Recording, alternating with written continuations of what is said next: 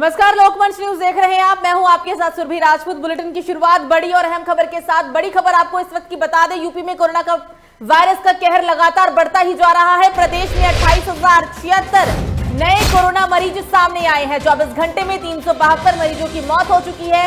24 घंटे में 33,170 मरीज डिस्चार्ज भी हुए हैं। अब तक 14,873 मरीजों की मौत हो चुकी है। संक्रमण की रफ्तार बेकाबू है उत्तर प्रदेश में। अगर हम पिछले 24 घंटे की बात करें तो पिछले 24 घंटे में 28,076 नए कोरोना मरीज सामने आ चुके हैं। 372 मरीजों ने अपनी जान गंवाई है। 33,117 मरीज डिस्चार्ज होकर अपने घर भी लौटे हैं। कुल अगर मौत की संख्या की अगर हम बात करें तो 14,873 है।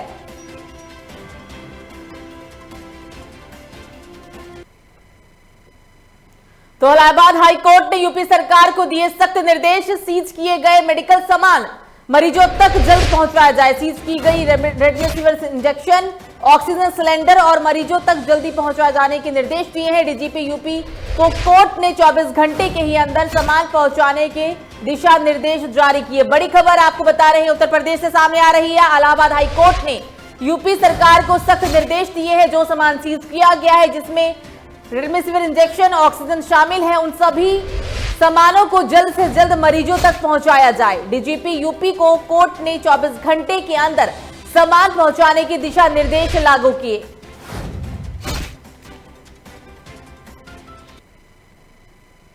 अगली बड़ी खबर राजधानी लखनऊ से। एम्बुलेंस वालों की मनमानी को लेकर डीएम का आदेश। डीएम अभिषेक सिंह ने निर्धारित की एम्बुलेंस की दरें 1,000 रुपए प्रति 10 किलोमीटर दर निर्धारित की गई है। 10 किलोमीटर के बाद 100 रुपए किलोमीटर की दर लगेगा चार्ज। ऑक्सीजन युक्त एम्बुलेंस में 1,500 रुपए प्रति 10 किलोमीटर चार्ज किया जाएगा। वेंटिलेटर सपोर्टर्स में 2,500 रुपए प्रति किलोमीटर डिस्चार्ज किया जाएगा। तो एम्बुलेंस की मनमानी को लेकर इस वक्त की बड़ी खबर राजधानी लखनऊ से सामने आ रही है। डीएम ने आदेश दिया है। डीएम अभिषेक ने निर्धारित एम्बुलेंस को दरें अब फिक्स कर दी है। 1,000 रुपए प्रति किलोमीटर दर निर्धारित किया गया है।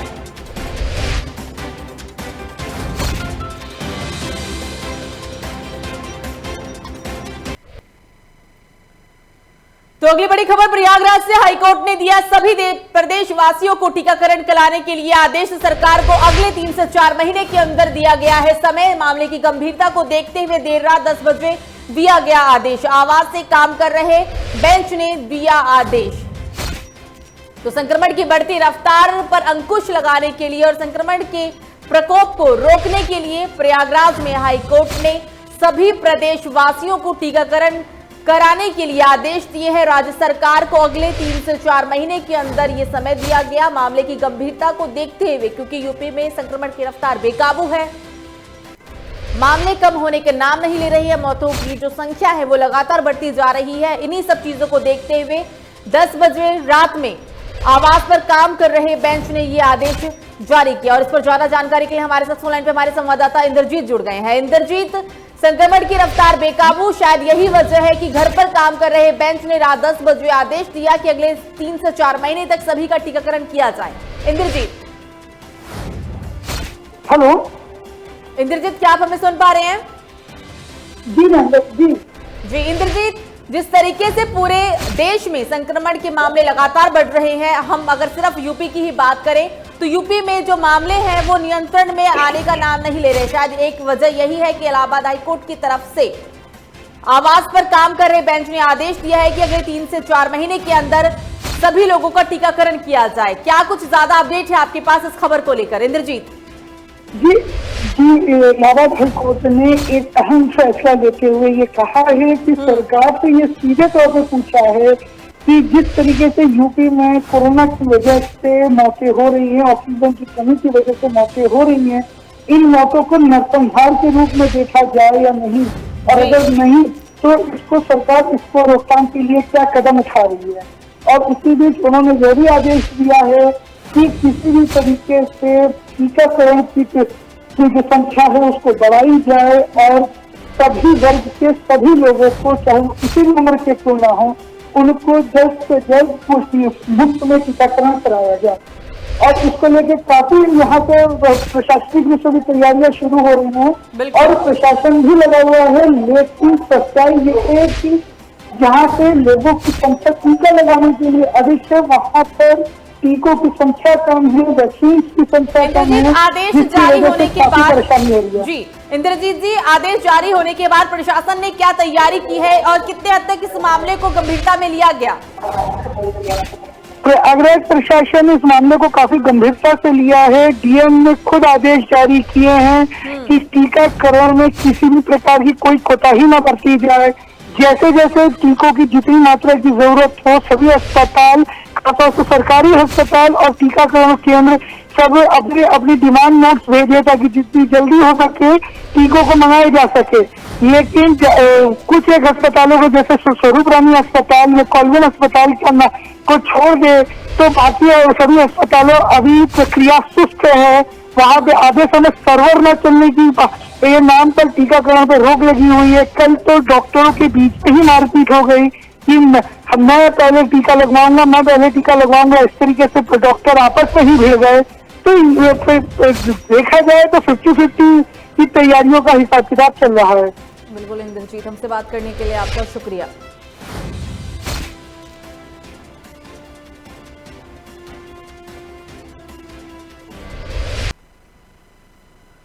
तो खबरों में आगे बढ़ते हैं और अब बात करते हैं यूपी के इटावा की, जहां कोरोना महामारी ने अब इंसानों के साथ साथ जानवरों पर भी कहर बरपाना शुरू कर दिया है। इटावा लायन सफारी में 2 शेरनियों के कोरोना संक्रमित होने से सफारी में हड़कंप मच गया। इस पूरे मामले में सबसे बड़ी लापरवाही सफारी प्रशासन की तरफ से सामने निकल कर आई।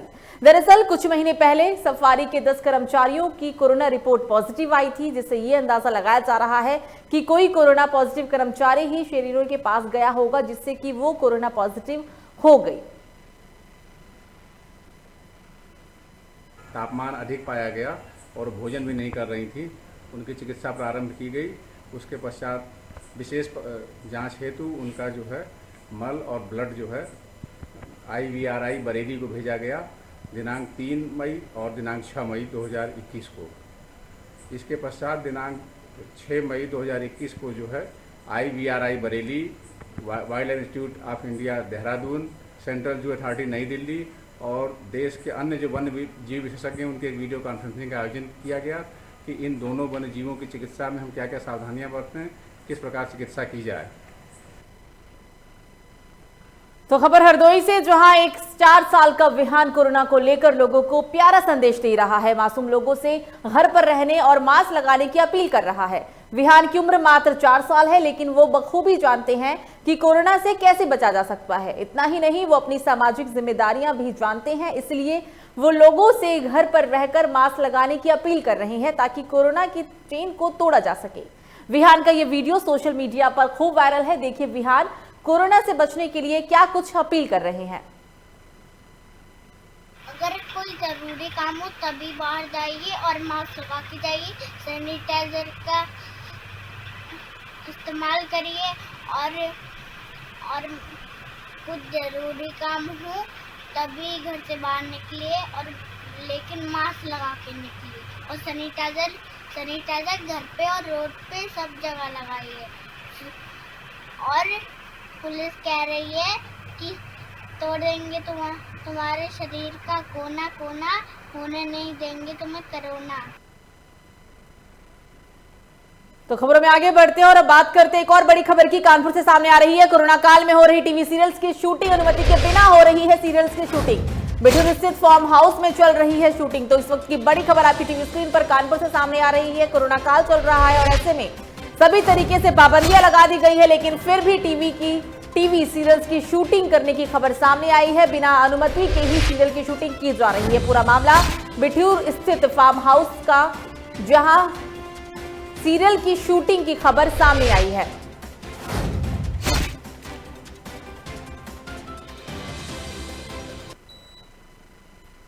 तो भारतीय रेल द्वारा देश के विभिन्न हिस्सों में तरल मेडिकल ऑक्सीजन की आपूर्ति की जा रही है। इसी क्रम में दुर्गापुर से 2 कंटेनरों में कुल 40 मीट्रिक टन तरल मेडिकल ऑक्सीजन शुक्रवार को पूर्वोत्तर रेलवे के वाराणसी मंडल के मादोसी स्टेशन पर पहुंच गई। आपको बता दें, इस दौरान ये ट्रेन वाराणसी मंडल के मादोसी रेलखंड पर विभिन्न स्टेशनों से ग्रीन कॉरिडोर के जरिए 53 मिनट में पहुंची है। मंडल रेल प्रबंधन श्री विजय कुमार पंजियार स्वयं मंडलीय अधिकारियों के साथ मदोसी स्टेशन पर तुरल मेडिकल ऑक्सीजन की अनलोडिंग कार्य की निगरानी कर रहे हैं।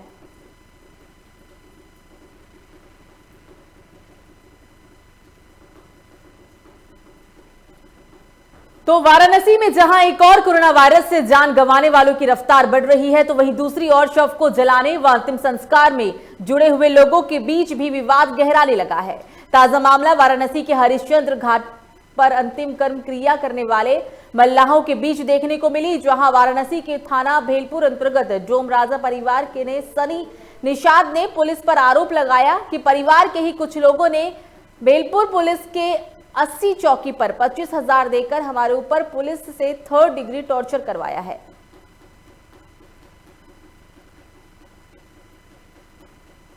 वहाँ से ड्रिंक कर लिए थे, ड्रिंक में मुंह से गलती से कुछ निकल गया, मुंह से गाली गुत्ता निकल गया। इसी में ओंकार चौधरी और चंदन चौधरी लोग मिल के ऊपर नाम भी बतावा पुलिस से महेंद्र चौधरी पुलिस से कहकर तो इतना मरवाए हैं।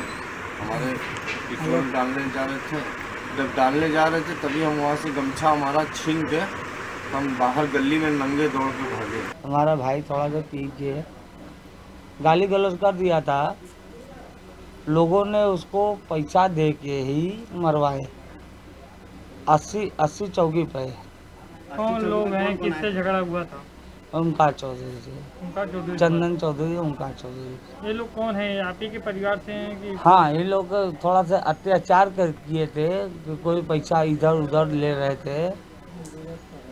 विरोध उसके लिए मैं विरोध कर रहा हूँ। आज से मैं 500 रुपया अग्नि का लूँगा। कोरोना लाश आएगा 5,500 रुपया में मैं जलाऊँगा। हमारे भाई के साथ लात जूता से मारे हैं सनी दरोगा, आलोक सिपाही। सनी निषाद है, दरोगा था। 25,000 रुपया लेके। किससे 25,000 रुपया लिए? ओंकार चौधरी से। तो संभल जिले में ऑक्सीजन की किल्लत से मौत से जूझ रहे किसानों के लिए डीसीएम शुगर मिल ने सराहनीय पहल की है। शुगर मिल प्रबंधन ने मिल परिसर में किसानों के लिए फ्री ऑक्सीजन बेड सुविधा से युक्त असमीली सीएससी में स्थायी अस्पताल शुरू किया है। इस अस्पताल में किसानों को फ्री ऑक्सीजन उपलब्ध कराए जाने के साथ साथ कोरोना संक्रमण से पीड़ित किसानों को प्राथमिक जांच की सुविधा मुहैया कराई जाएगी। अस्पताल में 3 किसानों को एडमिट भी कर दिया गया, जिन्हें ऑक्सीजन दी जा रही है। असमोली क्षेत्र में फ्री ऑक्सीजन बेड वाले 4 और सेंटर खोले जाने की तैयारी लगातार प्रशासन कर रहा है। ऐसा धामपुर ये अपनी असमोली चीनी मिल का हमेशा से प्रयास करता है कि किसानों के लिए और क्षेत्रवासियों के लिए जो भी सुविधा हम उपलब्ध करा सकें किसी भी कठिन परिस्थितियों में, ये हमारा सदैव प्रयास रहता है। सबसे ज़्यादा परेशानी इस वक्त केवल ऑक्सीजन की उपलब्धता के कारण हो रही है। उसी को सोचा गया कि इसको अपने क्षेत्रवासियों के लिए कैसे सुविधा इसकी दी जाए। तो उसके लिए हमने 2 सिलेंडरों का 3 सिलेंडरों का इंतजाम भी करा गया 3 बेड के लिए, और इसको हम जारी रखेंगे। तो हमारा प्रयास ये रहेगा कि आने वाले 1 आध हफ्ते में ही हम इस तरह के सेंटर अपने क्षेत्र में, जो हमारा कमांड एरिया है गन्ने का, उस क्षेत्र में कम से कम 4 सेंटर इस तरह के और स्थापित करें।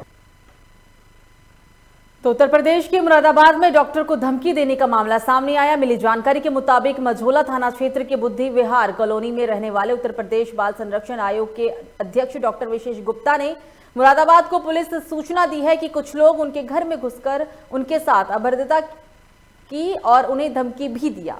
डॉक्टर विशेष गुप्ता का कहना है कि उनके पास 2 दिन पहले एक कॉल आई थी और कॉल करने वाला खुद को भाजपा का कार्यकर्ता बता रहा था। उन्होंने ये भी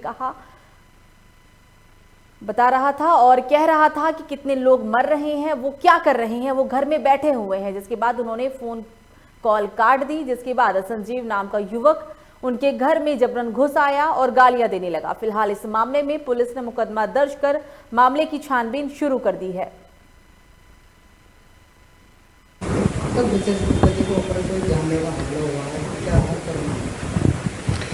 इसमें जो तहरीर प्राप्त हुई थी उनके घर में कुछ व्यक्ति घुस के उनके साथ बदतमीजी की गई थी। उनके द्वारा दी गई तहरीर के अनुसार मुकदमा पंजीकृत कर लिया गया है और इसमें विधिक कार्रवाई की जा रही है। कितने लोग बता रहे हैं? उन्होंने जो सीसीटीवी कैमरे हैं और उसमें कुछ व्यक्ति दिए गए हैं। इसमें जांच की जा रही है। इसमें जो भी फैक्ट सामने आएंगे उसके अनुसार विधिक कार्रवाई करते हुए दोषियों की गिरफ्तारी की जाएगी। कोई बेइज्जती का भी है इसमें, कोई कैसा फोटो वीडियो में दिखाई दे रहा वो बता रहे हैं। अभी जांच की जा रही है, जो भी तथ्य आएंगे उससे अवगत कराया जाएगा। तो अगली अहम खबर रामपुर से जमीनी विवाद को लेकर भाई ने भाई को मारी गोली, मृतका के परिजनों का रो रो कर बुरा हाल, पुलिस ने शव को पोस्टमार्टम के लिए भेजा। इस वक्त की बड़ी खबर रामपुर से आपकी टीवी स्क्रीन पर। जमीनी विवाद को लेकर एक भाई ने अपने ही भाई को गोली मार दी और इस पूरे मामले में मृतकों का रो रो कर बुरा हाल है। फिलहाल पुलिस ने शव को कब्जे में लेते हुए पोस्टमार्टम के लिए भेज दिया है। खबरों में आगे बढ़ते हैं और अब बात करते हैं अलीगढ़ की खबर। अलीगढ़ से, जहां कोरोना काल के इस आपदा में लोग कालाबाजारी करने से बाज नहीं आ रहे हैं, जिसमें पुलिस ने एक नकली सैनिटाइजर बनाने वाली फैक्ट्री का भंडाफोड़ करते हुए एक व्यक्ति को गिरफ्तार किया। पुलिस ने इनके पास से नकली सैनिटाइजर और रेमडेसिविर इंजेक्शन बरामद किए हैं। कंपनी पर कार्रवाई करते हुए फिलहाल पुलिस ने कंपनी को सील कर दिया। वो वहां से कहीं से इंजेक्शन खरीद के लाए हैं, जो जिसका एमआरपी जो है 3900 रुपए है, लेकिन उसको वो 40,000 से लेके 35,000 से लेके 36,000 से जिस आदमी को जिस तरह से मिले उस हिसाब से बेच रहे हैं। उनके पास 4 इंजेक्शन मिले हैं, जिसको जांच हेतु प्रयोगशाला ड्रग एंड कॉस्मेटिक एक्ट में आपदा प्रबंधन में उनके ऊपर एफआईआर की जा रही तथा उसके नियम के अनुसार से उनके ऊपर सैंपल लेके प्रयोगशाला में भेजा जा रहा है। कहाँ से पकड़े गए सर? ये कहाँ? मेडिकल रोड से। तो कुछ सैनिटाइजर भी पकड़ा गया इंजेक्शनों के साथ। तो अगली बड़ी खबर भी अलीगढ़ से ही है, जहां पंचायत चुनाव में खत्म होने के बाद भी लोगों के बीच हिंसा कम होती नजर नहीं आ रही है। बीडीसी प्रत्याशी को एक परिवार के वोट नहीं देने पर उस पर जमकर हमला बोल दिया गया। उन्होंने पहले उस परिवार पर पत्थर से वार किया, जिसके बाद विवाद इतना बढ़ गया कि फायरिंग तक की नौबत आ गई।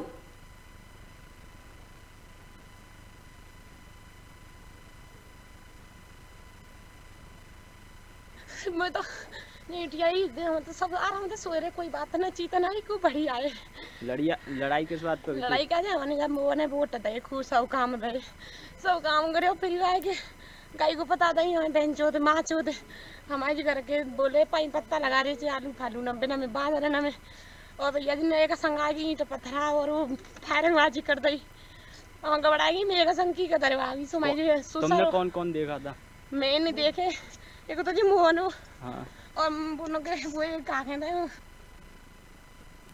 तो एक और बड़ी खबर जौनपुर से सामने आ रही है। सड़क हादसे में 2 बाइक सवार युवक की हुई मौत, पिकअप वैन से जोरदार हुई टक्कर। पुलिस ने शव को कब्जे में लेते हुए पोस्टमार्टम के लिए भेजा। सबसे बड़ी खबर जौनपुर से आपकी टीवी स्क्रीन पर। 2 बाइक सवार की दर्दनाक मौत हो गई, पिकअप वैन से जोरदार टक्कर में यह पूरा हादसा हुआ है। फिलहाल मौके पर पहुंची पुलिस ने शव को कब्जे में लेते हुए पोस्टमार्टम के लिए शव को भेज दिया।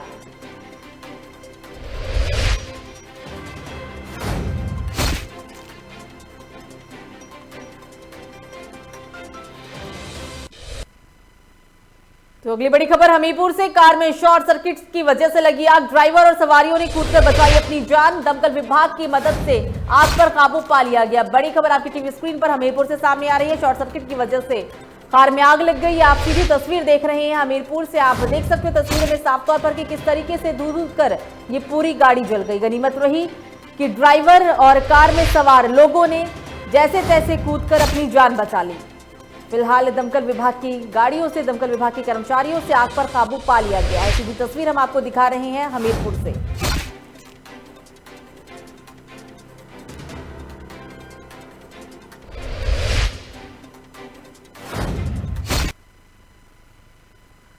तो बृजमनगंज ब्लॉक की ग्राम सभा चौराहे के पिपरहना गांव के चमरटोली में डीह की जमीन पर भूसे का मजिला रखने के विवाद को लेकर 2 पक्षों में खूनी संघर्ष हो गया, जिसमें एक पक्ष से दूसरे पक्ष की कहासुनी हुई। ये विवाद इतना बढ़ गया कि इसमें हाथापाई के बाद फायरिंग तक की भी नौबत आ गई। आपको बता दें, इस फायरिंग में कुछ लोग गंभीर रूप से घायल हो गए। घटना की जानकारी मिलते ही मौके पर पहुंची पुलिस ने घायलों को जिला अस्पताल में भर्ती कराया। फिलहाल पुलिस ने मौके से 5 लोगों को गिरफ्तार कर जेल भेज दिया है।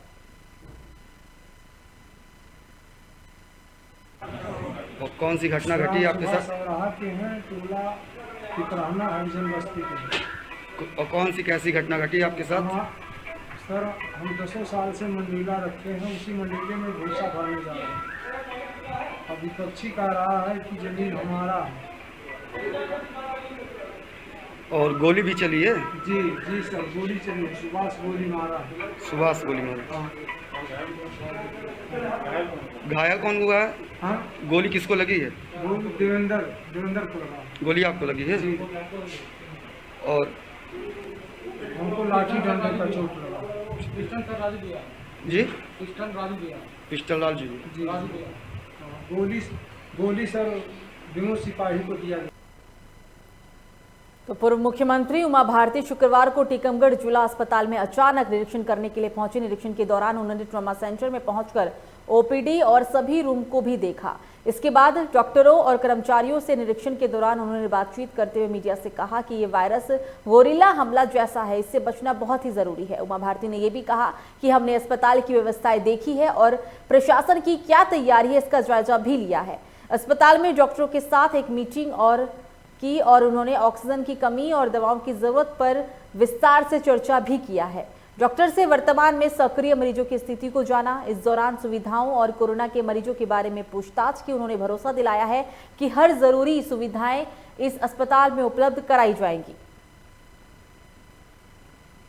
यहाँ जहाँ से ऑक्सीजन के सिलेंडर आते हैं, वहाँ के उत्तर प्रदेश के जो प्रभारी मंत्री हैं कानपुर क्षेत्र के, सतीश महाना, कानपुर क्षेत्र में ही बुंदेलखंड आता है, कोरोना के प्रभारी हैं, उनसे मेरी बात हुई है और वो हमें कमी नहीं होने देंगे, ये तय हुआ है। और यहाँ के जिला प्रशासन को भी मैंने कहा है कि जैसे ही आपको लगे कि आपको कमी है तो आप तुरंत मुझे कॉल करिए। और मैं नहीं बताऊंगी कि मुझे कॉल आए हैं, क्योंकि मैं पब्लिसिटी के लिए काम नहीं करती, और मैंने तुरंत उनके निदान करने की चेष्टा की।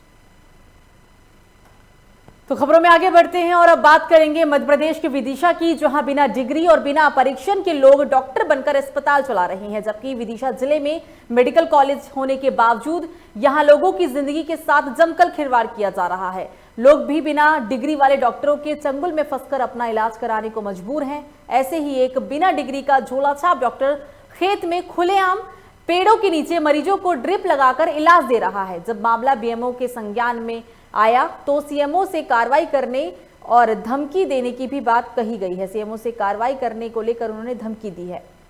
हमारे संज्ञान में ये बात आई है। सीएमओ साहब से शाम को बात करने के बाद पश्चात एक टीम का गठन होगा और हम सर उस पर कार्रवाई करने के लिए पूरी जांच करने के बाद में सीएमओ महोदय को पूरा आवेदन देंगे। तो इंदौर में कोरोना महामारी के चलते अस्पताल में बेड, ऑक्सीजन, दवा सहित अन्य संसाधनों की भारी कमी है। मरीजों के इलाज के लिए अभाव में जान भी जा रही है। आपको बता दें, इन सबके बीच सरकारी अफसरों और डॉक्टरों के बीच विवाद भी गहराता जा रहा है। बताते चले, गुरुवार को डॉक्टरों के संगठनों ने कहा है कि जब तक कलेक्टर मनीष सिंह को इंदौर से हटाया नहीं जाएगा तब तक हम काम नहीं करेंगे। डॉक्टर के प्रतिनिधि मंडल ने गुरुवार को मुख्यमंत्री के नाम एक ज्ञापन भी सौंपा था। ज्ञापन में कहा गया है कि 7 मई की सुबह 8 बजे से लोक स्वास्थ्य और परिवार कल्याण विभाग के सभी अधिकारी और कर्मचारी काम करने में असमर्थ रहेंगे और ये अधिकारी और कर्मचारी तब तक काम नहीं करेंगे जब तक कलेक्टर मनीष सिंह को हटाया नहीं जाएगा। स्वास्थ्य विभाग के संगठनों द्वारा इस संबंध में आगे की रणनीति तैयार की जा रही है। दूसरी ओर एमजीएम में जूनियर डॉक्टरों की हड़ताल भी शुरू हो चुकी है और संविदाकर्मी हड़ताल की चेतावनी भी दे रहे हैं। अभी जैसा कि हमने ज्ञापन दिया है, हमारी एक ही मांग है कि जब तक जिलाधीश महोदय मनीष सिंह सर को नहीं हटाया जाएगा तब तक हम कोई भी काम पर नहीं। क्या कारण है आप उन्हें हटाना चाह रहे हैं? क्या हो गया था? हम प्रतिदिन किसी न किसी को लज्जित होना पड़ता है उनके शब्दों से, उनके अपमान से। तो अब ये अब और हमसे नहीं सहा जाएगा और हम इस तरह से अब उनके विरोध में खड़े हो गए हैं। और अब वो तो आप लोग डेली अखबारों में देख ही रहे थे कि हमारे साथ में क्या बर्ताव हो रहा है। तो अब हम दे चुके हैं, तो ऐसा नहीं सर। तो कोरोना महामारी को लेकर किए गए लॉकडाउन में जरूरतमंदों को भोजन की व्यवस्था कराने के लिए कैंट विधायक अशोक ईश्वर दास रोहिणी के अभियान चलाया है। हमापुर स्थित दीनदयाल रसोई योजना के माध्यम से खुद के खर्चे पर 10 रुपए में भरपेट भोजन पैक करवाकर कार्यकर्ताओं के माध्यम से जरूरतमंद लोगों को भोजन देने का काम किया जा रहा है। इसी कड़ी में भाजपा के विधायक ने गुरुवार को दीनदयाल रसोई पहुंचकर इस कार्य का उद्घाटन करते हुए पहले दिन अपने खर्चे से 500 पैकेट भोजन के पैक करवा के कैंट कार्यकर्ताओं के सहयोग से जरूरतमंद लोगों को घर घर भोजन की व्यवस्था की। वहीं राज्य मंडल अध्यक्ष दामोदर सोनी ने कहा है कि इस लंबे लॉकडाउन के चलते निचले स्तर के लोगों की रोजी रोटी चली गई है। रोज खाने कमाने वाले लोगों को 2 टाइम के भोजन की व्यवस्था करने के संकट को देखते हुए भाजपा कैंट विधायक के कैंट क्षेत्रीय के जरूरतमंद लोगों की व्यवस्था को देखते हुए गुरुवार को सरकार द्वारा चलाई जा रही दीनदयाल रसोई योजना में जाकर जरूरतमंद लोगों को 10 रुपए में भरपेट खाना उपलब्ध कराया जा रहा है।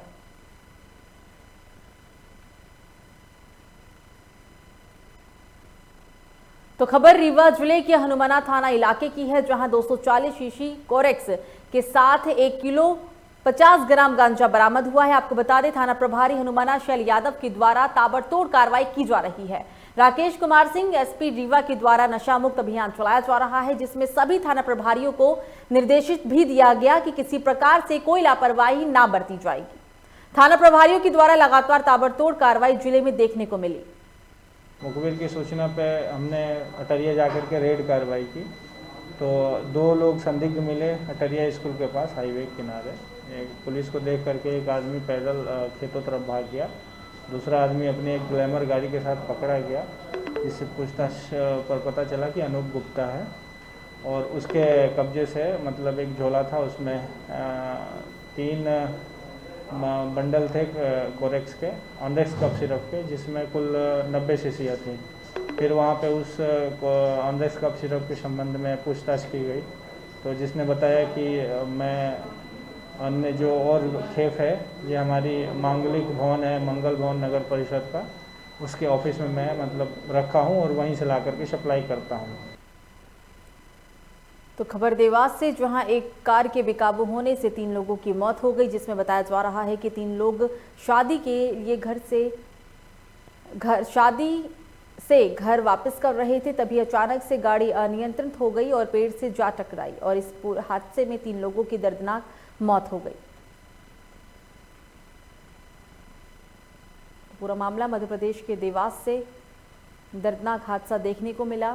एक कार की बेकाबू होने की वजह से, अनियंत्रित होने की वजह से ये कार पेड़ से जा टकराई। हम आपको ये पूरी तस्वीर दिखा रहे हैं। इस पूरे हादसे में 3 लोगों की दर्दनाक मौत हो गई है।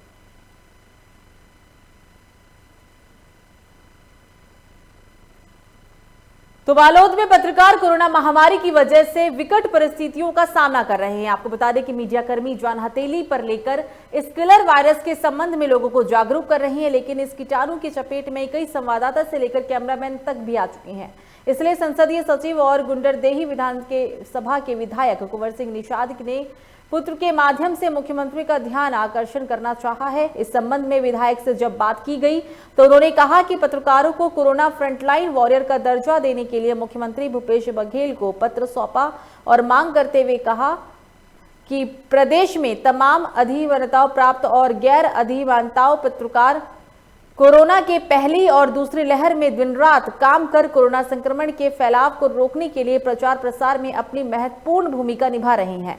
पत्रकार संगठन से जुड़े पदाधिकारी द्वारा लगातार मांग की जा रही है कि इन परिस्थितियों में उन्हें कोरोना फ्रंटलाइन वॉरियर का दर्जा देकर सुरक्षा के लिए विभिन्न उपाय किया जाए।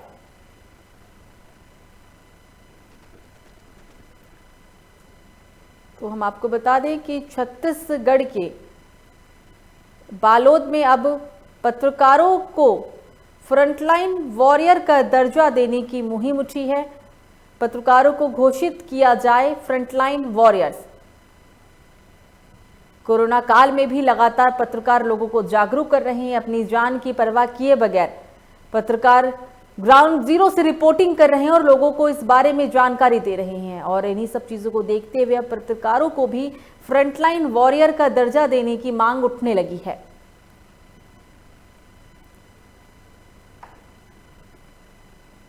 तो फिलहाल बुलेटिन में मुझे दीजिए इजाजत। लोकमंच न्यूज पर खबरों का सिलसिला जारी रहेगा। नमस्कार।